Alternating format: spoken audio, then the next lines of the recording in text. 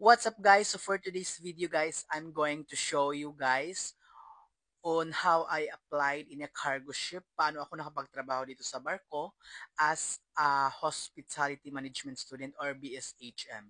So after I graduated in college, I get all the requirements to work as a seafarer. So first, unang-una kong kinuha guys is seaman's book. So before ka kukuha ng seaman's book, kukuha ka muna ng basic training and SDSD. But basically, the requirements in Seaman's record book is only the basic training. So, basic training includes the PST or the personal survival technique, fire prevention and firefighting, and next is elementary first aid, and the fourth is personal safety and social responsibility. So that four courses is included in the basic training. So basically ang babayaran mo guys is basic training lang, which is ranges from 6,000 to 7,000, which is one training only. So included na yung four major courses. And the second one will be the SAT SDSD or the Security Awareness Training. So yan yung pong dalawang training ang kinuha ko guys sa Cebu, sa training center. After ko makuha yung dalawang training is nag-book ako online sa SRB to book a Siemens book because the process is online. Kailangan ka mag-book ng appointment bago ka pumunta sa office nila to get the Siemens book. So, ang nabayaran ko guys to book an Siemens book is 2,000, which is included na yung SID or the Seafarer's Identification. Then after that one guys, kapag nakuha ko na yung Siemens record book ko guys, ang next kinuha ko, next step kong kumuha is in C1, which is National Certificate. So sa akin, ships catering services in C1. So ito sa Cebu lang ako kumuha ng training na to guys. And then next ko kinuha guys ay yellow card. Yellow card is you can get this one guys online also. So you can book this one in boq.com or you can visit the office, which is the Bureau of Quarantine in your city. So in my case in Cebu, I get my yellow card in Robinson's Galleria in Cebu. So in yellow card included na po yung apat guys, yellow fever, COVID vaccine, polio, tsaka yung ICV, which is international vaccine. So, dalawa lang yung ituturok sa'yo guys, yellow fever and polio. So, ang nabayaran ko sa yellow card guys, included na yung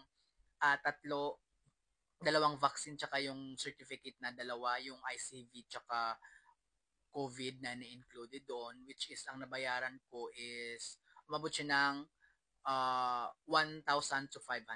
So, nasa ranges lang siya guys kasi tag 300 lang po yung vaccine.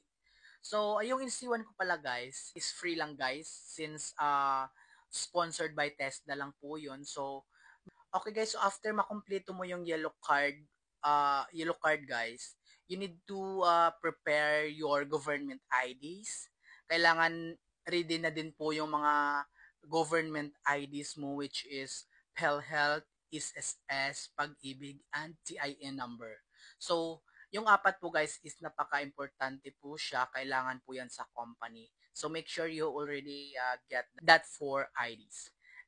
Okay guys, so that is the only basic requirements you need to get before you applied in cargo ship or as a messman position. So after that, pumunta na ako ng Maynila kasi doon po yung agency ng pinsan ko. So doon po ako nag-apply.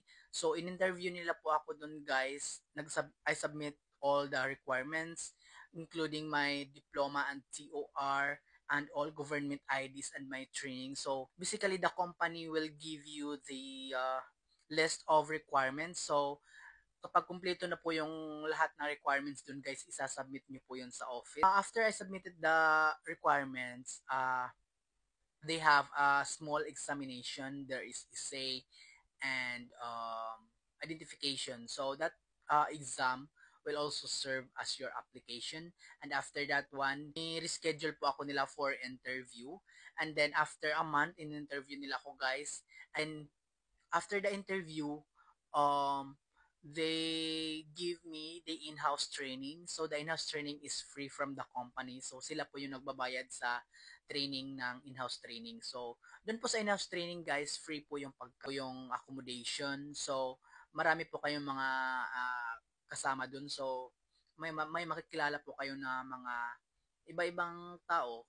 So, basically mga seaman lang din po yung nandun, nagtitraining.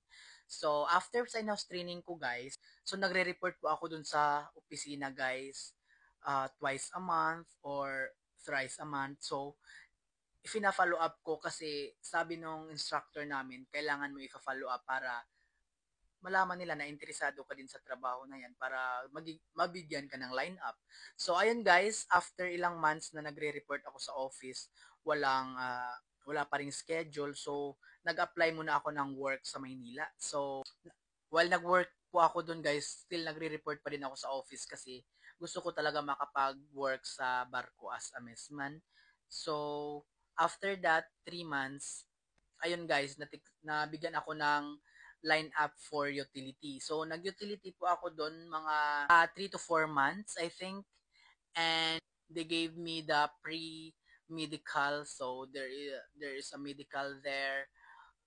Kailangan mo magbayad sa dental guys. By the way, sa dental, ang laki ng nabayaran ko kasi yung ngipin ko kailangan ipasta yung mga sira-sira. So, umabot ng 15K yung nabayaran ko sa dental ko sa pasta. And then after that after 4 months, I'm very thankful na bigyan ako ng line up ng barko. And ayun, it's my flight na guys.